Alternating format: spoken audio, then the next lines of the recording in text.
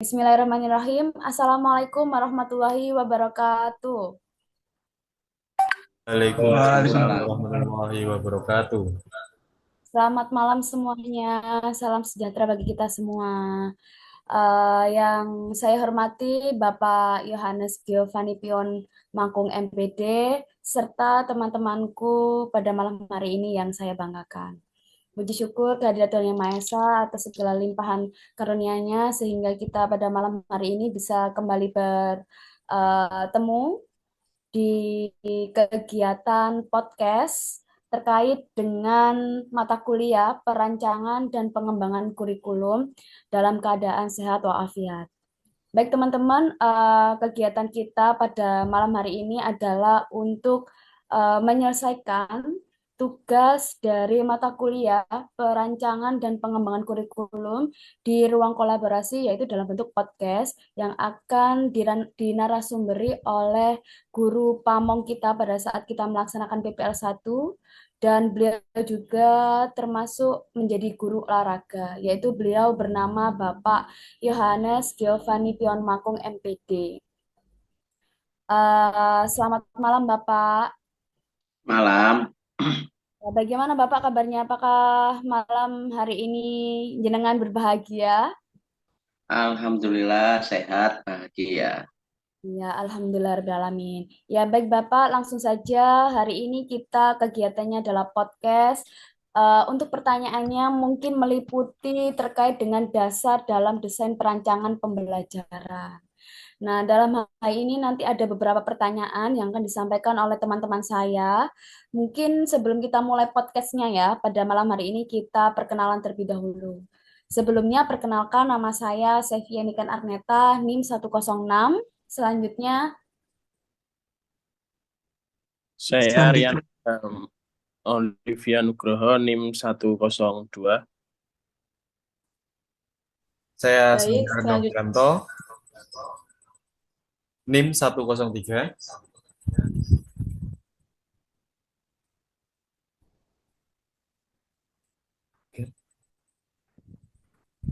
Sandika, saya Diarga Dinata, NIM 104. Baik, perkenalkan saya Saptania Fadila, NIM 105.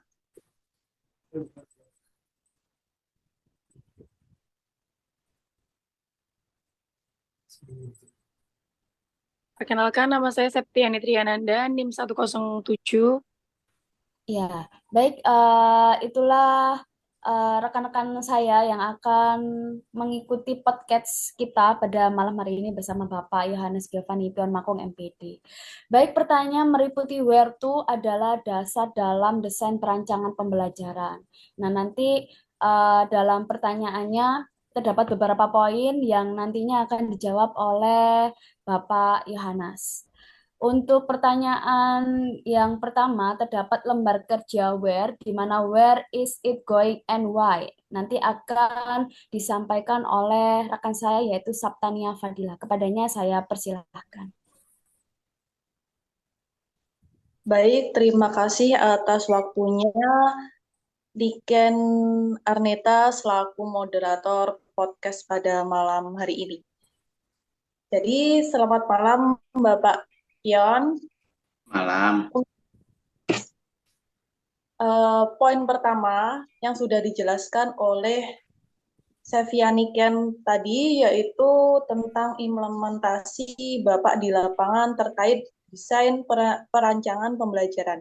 Nah, untuk lembar kerja yang pertama, pertanyaannya yaitu apa sih tujuan pembelajaran Bapak pada saat proses pembelajaran yang sudah Bapak laksanakan? Bisa langsung dijawab, Bapak? Baik, terima kasih. Karena kita masih bulan Desember ini masih kurikulum merdeka ya, saya akan mencoba merangkum tujuan pembelajaran keseluruhan dari fase A, B, C. Karena kita ada di SD, tujuannya yaitu sehat, bugar, dan ceria.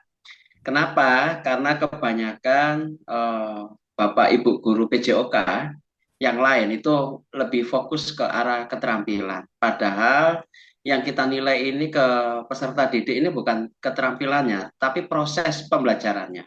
Ya, makanya saya coba merangkumkan bahwa tujuan pembelajarannya adalah sehat, bugar, dan ceria. Tuh. Baik, Bapak. Terima kasih yang pertama. Lalu ada lagi, Bapak, bagaimana sih posisi kemampuan peserta didik dilihat dari tujuan pembelajaran tersebut? Ya, tiap peserta didik itu kan memiliki berbagai karakter dan tiap peserta didik itu mempunyai karakter, kemampuan juga berbeda-beda. Nah, mengapa tujuan pembelajaran harus ke arah sehat, bugar, dan ceria? Nah, itu supaya kita ini bukan mengajak mereka supaya terampil dalam berolahraga, tetapi kita harus fokus ke tujuan pembelajaran.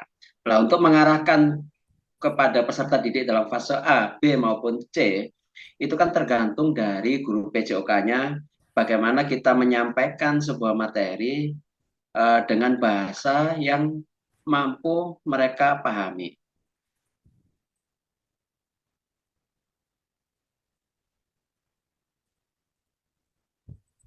Baik, Bapak.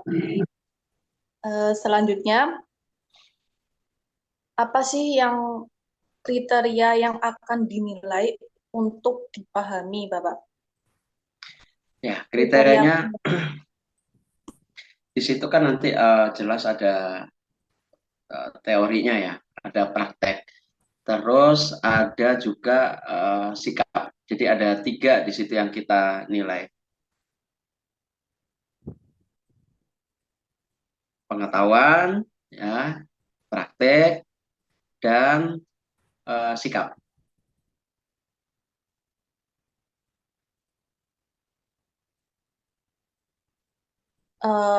terakhir, Bapak. Selanjutnya dari 6 unjuk kerja penilaian atau pengukuran yang dilakukan melalui pengamatan aktivitas Bapak ke peserta didik dalam melakukan sesuatu itu apa ya, Pak? Mungkin hampir Maksudnya, sama kriteria pengamatan Bapak dalam pembelajaran. ya, kita kan punya rubrik. Kita membuat rubrik di situ, ya kan? Sesuai dengan rubriknya itu, jadi tiap peserta didik itu mempunyai rubrik, penilaian rubrik yang berbeda-beda. Seperti itu. Jadi kita bikin rubriknya itu. Setiap materi selalu ada asesmen, di situ ada rubriknya. Jadi menyesuaikan karakter masing-masing peserta didik ya, Bapak? Iya, karena yang kita nilai prosesnya. Oh, baik. Baik, itu saja Bapak terkait pertanyaan dari where is it going and why. Selanjutnya Oke.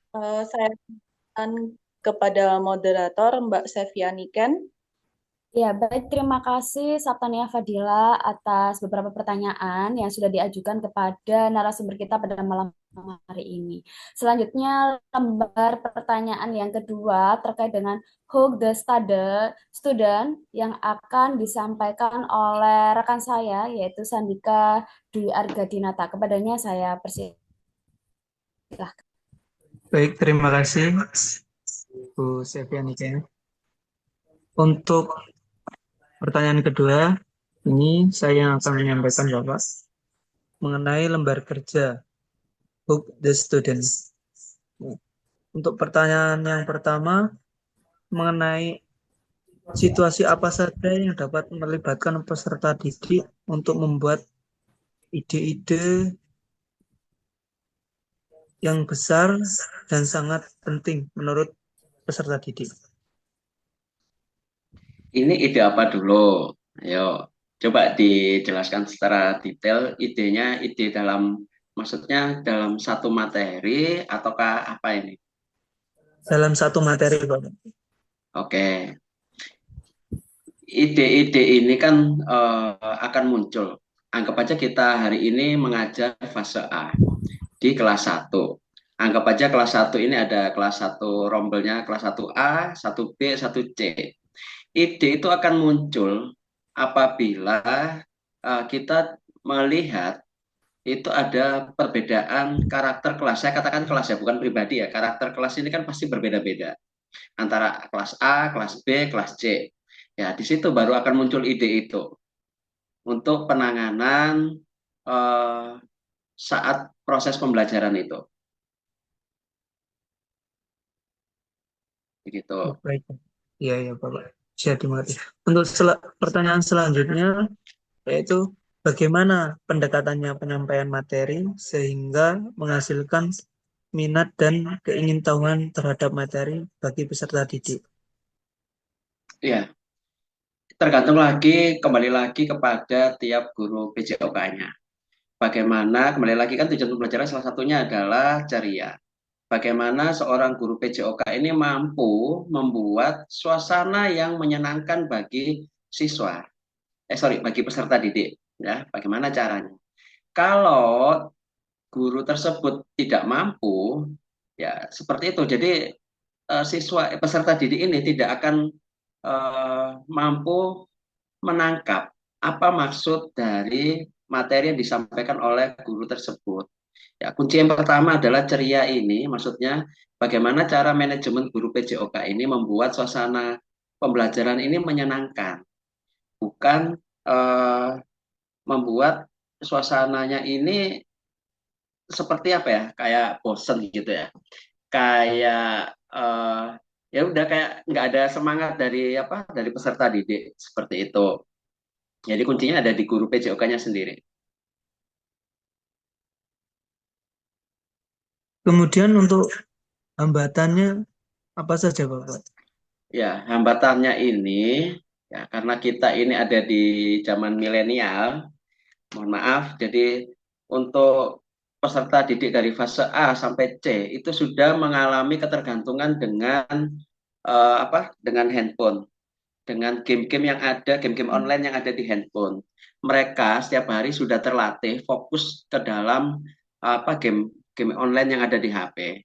Sehingga saat dipanggil atau diajak berbicara oleh orang tuanya atau mungkin keluarganya, mereka nggak fokus karena fokusnya sudah terlatih ke HP. Kebiasaan di situ terbawa di sekolah. Sehingga saat guru menyampaikan kepada peserta didik, mereka sudah terbiasa untuk tidak fokus karena sudah terlatih di situ.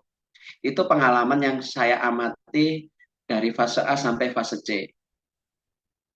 Itu hambatannya yang paling utama itu. Baik, Bapak. Itu umum hambatannya ya, Pak. Tadi secara Iya, keseluruhan. betul. Baik, terima kasih Bapak. Itu saja dari saya. Sama-sama. Saya kembalikan lagi ke moderator. Ya, baik. Terima kasih Sandika Dwi Arga Dinata atas beberapa pertanyaan ya yang menurut saya sangat baik yang perlu ditanyakan kepada narasumber kita pada malam hari ini. Selanjutnya, lembar kerja yang ketiga terkait dengan explore, equip, dan experience yang akan disampaikan oleh teman saya, yaitu Sandi Ari Novianto. Kepadanya saya persilahkan. Oke, baik. Terima kasih atas waktunya yang diberikan. Baik, untuk pertanyaan selanjutnya yaitu untuk lembar kerja E, yaitu explore, equip, dan experience. Untuk pertanyaannya hampir sama dengan Mas Andika, masih berhubungan. Yang pertama, bagaimana cara peserta didik akan terlibat dalam mengeksplorasi ide-ide besar dan pertanyaan penting? Ya, caranya itu kan bagaimana kembali lagi kepada guru PJOK-nya lagi. Penyampaiannya, bahasanya, yang menggunakan bahasa yang mudah dipahami, terutama fase A, kelas 1, kelas 2 SD. Ya, kita tidak mungkin menggunakan bahasa sehari-hari sesama kita orang dewasa dengan bahasa-bahasa yang kata-kata yang sulit. Ya, kita harus mampu menggunakan kata-kata atau bahasa yang mereka mudah pahami. Terus kedua, kita ajak mereka untuk berpikir. Ya, berpikir, oh mereka sudah mulai membayangkan. Oh seperti ini. Kalau mereka insya Allah sudah mulai membayangkan, mereka akan mudah menangkap apa yang menjadi maksud kita. Seperti itu. Untuk PR dan pengalaman di luar kelas, apa yang diperlukan untuk memungkinkan peserta didik mengembangkan dan memperdalam pemahaman mereka tentang ide-ide tersebut? Baik, PR ini sebenarnya tugas ya. Tugas yang biasanya saya berikan itu untuk tahun ini, itu alangkah lebih baiknya yang lebih mudah adalah karena ini sudah zaman milenial, mereka paling tidak membuat video-video ya video-video pendek lah, short video yang bagi fase A mungkin dengan bantuan orang tua, untuk fase B mungkin mereka bisa sendiri. Ya, video-video itu merupakan praktik, kalau itu materinya praktik. Kalau materi kesehatan juga nanti mereka bisa membuat short video, mungkin dengan salah satu misalnya dengan kampanye misalkan anti bullying, terus makanan yang sehat itu apa, misalkan terus penyakit menular apa, penyakit tidak menular apa, seperti ide-ide seperti itu lebih baik menggunakan video seperti itu. Kenapa? Karena ini zaman milenial, anak sudah ketergantungan dengan HP. Dengan cara seperti itu lebih baik tugas-tugas kita berikan menggunakan video, entah itu YouTube, TikTok. Jadi kita arahkan ke arah yang positif dengan penggunaan HP daripada mereka sering ini ya main game-game online seperti itu. Baik, jadi untuk tugasnya itu mengikuti dengan perkembangan teknologi untuk anak-anak usia sekarang ya. Iya. Baik. Mungkin itu saja pertanyaan dari saya, Bapak. Saya kembalikan kepada Mbak Niken selaku moderator. Ya, baik, terima kasih Mas Sandi Arinovianto terkait pertanyaan-pertanyaan yang sudah dilontarkan terkait dengan permasalahan-permasalahan yang ingin dipertanyakan. Mungkin sampai di beberapa pertanyaan ini, mungkin saya dapat menyimpulkan bahwa semua kegiatan pembelajaran, kemudian rancangan pembelajaran, kemudian bagaimana anak-anak itu bisa memiliki ide kreatif, itu semuanya tergantung kepada guru yang mengajar. Jadi tugas seorang guru itu juga harus mampu menciptakan inovasi.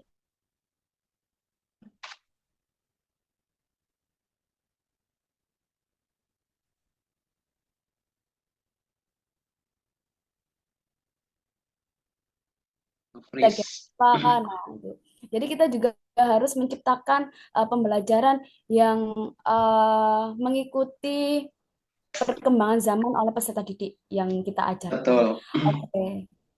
Next, di pertanyaan yang keempat, yaitu ada Septiani Triananda yang akan menyampaikan pertanyaannya. Kepadanya saya persilahkan. Baik, terima kasih atas waktunya, Niken.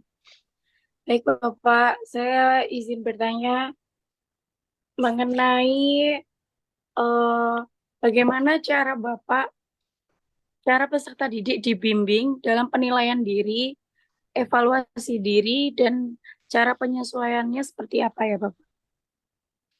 Baik, kita mempunyai asesmen ya, mempunyai asesmen, terus mempunyai lembar evaluasi diri. Kita nggak usah lihat fase C ya, mari kita lihat ke fase A saja, kelas 1, kelas 2. Nah, pertanyaan saya, bisakah kelas 1, kelas 2 ini mengisi lembar evaluasi diri? Tentu tidak. Ya, maka kita harus memodifikasi. Oke, pertanyaannya, contoh saja suasana hati, atau mungkin lembar evaluasi diri ya, nggak apa-apa lah. Itu kita modifikasi, sudah tidak menggunakan tanda centang misalkan. Sudah kita ganti dengan emoticon, smile, misalkan, terus emoticon sedih, harus kita ganti. Terus kita setiap pertanyaan, misalkan nomor 1 untuk lembar evaluasi diri, kita harus pelan-pelan. Pelan-pelan misalkan kita bacakan pertanyaan nomor 1. Setelah itu kita jabarkan, kita gambarkan supaya mereka paham. Karena untuk lembar evaluasi diri kelas fase A, kelas 1, kelas 2 itu agak susah. Harus didampingi. Kalau mungkin insya Allah fase B, C, mereka sudah paham ya. Tapi yang agak susah ini memang untuk kelas 1, kelas 2 SD ini harus kita dampingi. Setiap ada pertanyaan, kita kasih kita kasih gambarannya. Sehingga mereka sudah mulai membayangkan, oh maksud pertanyaannya seperti ini, saya harus menjawab seperti ini. Seperti itu.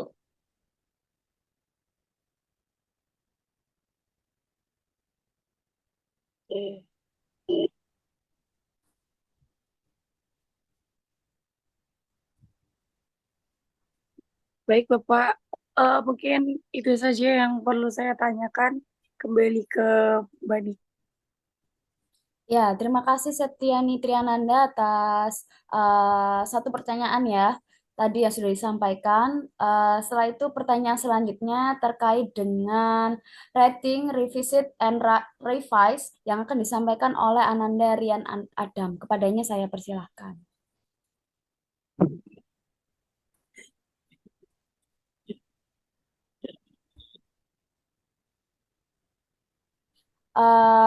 Mas Rian Adam, suaranya tidak. Iya, kurang dengar. Halo, apakah Ya, Ya, sudah, oke. Pak? Siap. sudah. Oke, baik. Bisa Selanjutnya diulangi saya Mas pertanyaannya. akan melanjutkan pertanyaan di lembar kerja R yang sudah dijelaskan moderator tadi, yaitu pertanyaannya bagaimana peserta didik itu didorong untuk merenungkan pembelajaran dan kinerja mereka, Pak. Oke. Baik, saya kasih contoh saja, Mbak. Kembali lagi ya untuk fase A ya. Bagaimana Ya, kita mendorong mereka? Ya kembali lagi bahasa yang kita gunakan. Ya, kita harus mendampingi mereka satu pertanyaan atau satu pertanyaan saja yang kita ucapkan ke mereka. Itu harus kita jabarkan maksudnya. Gambarannya seperti ini. Kalau tidak nanti akan susah. Karena kita berhadapan di sekolah SD, bukan SMP yang sekali kita ngomong mereka, oh maksudnya gini paham. Nah, makanya saya kasih contoh fase B, C, saya kasih fase A saja kelas 1 sama kelas 2 SD. Ya, bagaimana supaya mereka memahami ya cara penyampaian kita ini bahasanya yang mudah mereka pahami. Seperti itu. baik. Jadi harus diterangkan secara rinci, Pak ya, agar mereka itu Bu, bisa. iya, boleh rinci seperti itu, tapi bahasa yang digunakan harus mereka pahami. Jangan menggunakan bahasa yang kita gunakan sehari-hari kepada orang yang sepantaran dengan kita atau orang yang lebih dewasa. Jangan, Baik. kita berhadapan dengan anak-anak. Oh ya, baik Pak. Terima kasih Pak. Mungkin itu saja pertanyaannya. Sama-sama. Ya, kembali ke moderator. Ya, terima kasih Rian Adam atas pertanyaan yang sudah diberikan. Mungkin saya sebagai moderator juga ingin bertanya, Pak, terkait dengan Oke. permasalahan-permasalahan yang saya temui pada saat saya melaksanakan PPL 1 di SDN Putat Gede. Nah, ini terkait juga dengan lembar kerja Tyler to Student. Tyler to Student, yaitu pertanyaannya, bagaimana sih cara menyesuaikan rencana pembelajaran? Nah, apabila ada perubahan kondisi seperti kayak hujan. Nah, untuk memaksimalkan keterlibatan siswa dan efektivitas pembelajaran dalam pembelajaran olahraga ya Pak ini ya. Nah, biasanya kan sudah merancang pembelajaran, ternyata pada saat pagi atau siang itu ada hujan. Nah, itu gimana Pak untuk mengatasinya Pak? Baik. Saya kasih contoh saja, jangan melihat kondisi sekolah saya yang gede ya. Ya. Ya, anggap aja sekolahan tersebut sekolahnya kecil, ya, terus tiba-tiba hujan, lapangannya juga kecil, lalu bagaimana? Ya, ini semuanya akan bisa terjadi kalau guru PJOK tersebut memiliki jam terbang yang tinggi atau jam mengajarnya sudah lama banget. Toh semuanya guru PJOK yang awal-awal mengajar pasti bingung. Ah, ini gimana ini? Akhirnya sudah kita duduk sambil nungguin hujannya reda. Ya. Tapi kalau mereka yang maksudnya sudah lama mengajar, yang dilakukan adalah modifikasi. Ya, modifikasi pembelajarannya, tapi tetap kita melihat sesuai dengan tujuan pembelajaran tersebut. Materi yang sama, tinggal dimodifikasi, itu saja. Tempatnya, kalau sudah terbiasa, mereka sudah, ini ya, kami yang misalkan yang sudah lama, sudah cepet, tak, tak, tak, tak, oh hujan gini, sudah tahu apa yang dilakukan. Apakah mereka Hamin satu sudah memikirkan rencana A, B, C? Tidak, semua itu dadaan. Tiba-tiba muncul inspirasi, oh di sini, pakai ruangan ini, di dalam kelas, diatur seperti ini. Contoh saja, materi roll depan. Aduh, nggak bisa ini roll depan, ternyata hujan lapangannya. Ya sudah, karena sudah terbiasa, sudah masuk di kelas. Dipinggirkan mejanya, kursinya ditumpuk di atas meja, sudah jadi tempat. Selesai. Kembali lagi, ini ya, modifikasinya. Tetap sesuai dengan tujuan pembelajaran. Seperti itu. Ya, baik Bapak. Terus ada pertanyaan lagi terkait dengan lembar kerja organize, yaitu pengalaman belajar apa sih yang paling baik sehingga dapat mengembangkan dan memperdalam pemahaman peserta didik. Kira-kira menurut jenengan pengalaman belajar peserta didik yang paling mendalam pada saat pembelajaran olahraga di materi apa?